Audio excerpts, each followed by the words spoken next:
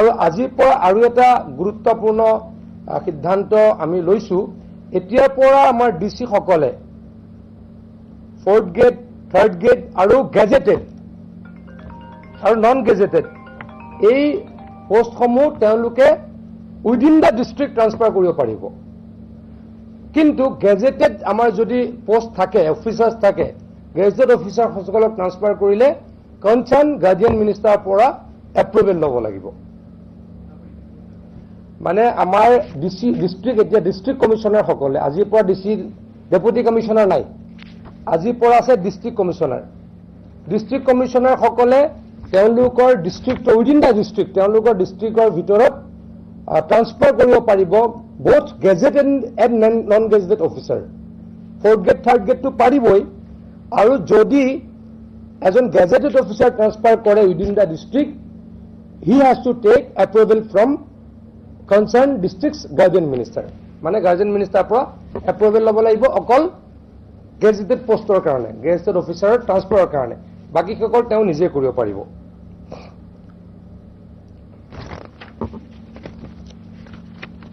আৰু এটা আজি আমাৰ খুব উল্লেখযোগ্য আমি সিদ্ধান্ত হাতত লৈছো আপোনালোক সকলোৱে জানে মাইক্ৰো ফাইনেন্স আমাৰ যি মহিলা সকলে লৈছিলে সেই মাইক্ৰো ফাইনেন্সৰ যি বকেয়া আছিলে সেই সমূহ আমি দি শেষ কৰিছো আমাৰ প্ৰথম পৰ্যায় শেষ হ'ল দ্বিতীয় পৰ্যায় শেষ হ'ল তৃতীয় পৰ্যায়ৰ কাৰণে আজি কেবিনেটে অনুমোদন দিছে এই তৃতীয় পৰ্যায়ত কোন থাকিব যি সকলে প্ৰিন্সিপাল এমাউন্ট 25000 লৈছিলে তেওঁলোকৰ ইন্টাৰেষ্ট কিবা হৈছে কাৰবাৰ 40000 হৈছে কাৰবাৰ 50000 হৈছে বা কাৰবাৰ 35000 হৈছে তেওঁলোকক আমি থাৰ্ড ক্যাটেগৰী লৈকে লৈছো আমি ফাৰ্স্ট সেকেন্ড ক্যাটেগৰী চেছ কৰিলো যি সকলে দিব নোৱাৰিছিল বা দিব পাৰে যি সকলে দি আছিল তেওঁলোকক ইনসেন্টিভ দিলো সেকেন্ড ক্যাটেগৰী চেছ কৰিলো থাৰ্ড ক্যাটেগৰী যি সকলৰ প্ৰিন্সিপাল লোন এমাউন্ট আছিলে 25000 তেওঁলোকক আমি থাৰ্ড ক্যাটেগৰী লৈকে আনিছো আৰু তেওঁলোকৰ যিখিনি টকা আমি দিয়াৰ ব্যৱস্থা কৰিম আৰু দিলে তেওঁলোক এনপিএ হৈছিলে নন পাৰফৰ্মিং এসেট হৈছিলে তেওঁলোকৰ লোনটো সেই এনপিএ টো উঠি যাব তেওঁলোকে আকৌ পুনৰ লোন ল'ব পাৰিব আৰু লোনৰ কাৰণে আমি চৰকাৰৰ ফালৰ পৰা তেখেতলোকক এখন সাৰ্টিফিকেট দিম after giving the loans back to the bank হেতু আজি আমি সিদ্ধান্ত ললো আৰু এটা আমাৰ আছিলে FAMFRS আমাৰ যিখন MOU আছিলে MOU খন আমাৰ আজিৰ পৰা 2000 এখন MOU আছে বেংকসমূহৰ লগত 31 মাৰ্চৰ পৰা 2024 চনলৈকে মানে এক বছৰলৈকে আমি এক্সটেন্ড কৰিছো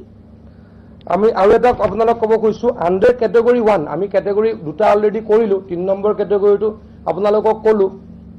3 নম্বৰ ক্যাটেগৰীটো সকলোৱে বুজিছানে যে 25000 যাৰ প্ৰিন্সিপাল এমাউন্ট আছিলে লোন ইন্টাৰেষ্টৰে যিমান নহওক তেওঁলোকক আমি থাৰ্ড ক্যাটেগৰীত লৈছো সেইখিনি মাৰি দিলে তেওঁলোকৰ এনপিএ টো উঠি যাব আৰু আগৰ নিচিনাকৈ তেওঁলোকে লোন ল'ব পাৰিব এতিয়া হ'ল এই under category 1 for 8.73 lakh beneficiaries a total of 1600 crores was disbursed মানে প্ৰথম ক্যাটেগৰীত আমি 8,73,000 মহিলাৰ 1600 কোটি টকা মাৰিছো আৰু আন্ডাৰ ক্যাটেগৰী সেকেন্ড 98,000 বেনিফিচিয়াৰিৰ 190 কোটি টকা মাৰিছো থাৰ্ড টো আজি আমি আৰম্ভ কৰিলো এমাউন্টটো এতিয়ালৈকে আহনে পৰৱৰ্তী সময়ত আপোনালোকক জনাই দিয়া হ'ব তাৰ পাছত আমি থাৰ্ড টো দিয়াৰ পাছত যি সকলে 25000 লৈকে লোন লৈছিল তেওঁলোকৰ খিনি শেষ কৰাৰ পাছত আৰু ওপৰত 50000 70000 1 লাখ জুনে লৈছিলে সেইখিনি আমি পৰ্যায়ক্ৰমে দি থাকিম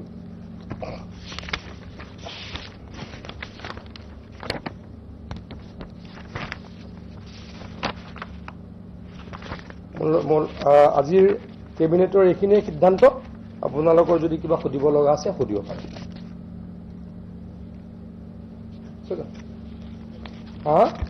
সেকেন্ড পৰ্যায়ৰ বেনিফিচিয়াৰী হ'ল সেকেন্ড পৰ্যায়ৰ বেনিফিচিয়াৰী 98000 তেওঁলোকৰ কাৰণে দিয়া হৈছে 190 কোটি টকা অলৰেডি ফাৰ্স্ট পেজৰ কাৰণে দিয়া হ'ল অলৰেডি 1600 কোটি টকা মানে 1790 কোটি টকা অলৰেডি চৰকাৰে আমাৰ মাইক্ৰ ফাইনেন্সৰ ঋণ লোৱা মহিলাসকলৰ কাৰণে দিয়াৰ ব্যৱস্থা কৰিছোঁ।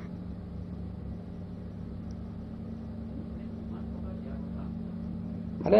আহি আছে সংখ্যাটো 7,000 বুলি কোৱা হৈছিলে, সংখ্যাটো আহি আছে, আমি গোটেইখিনি দিয়াৰ ব্যৱস্থা কৰিম। এই থাৰ্ডটোতে বহুত আহি যাব, থাৰ্ডটোত বহুত আহি যাব।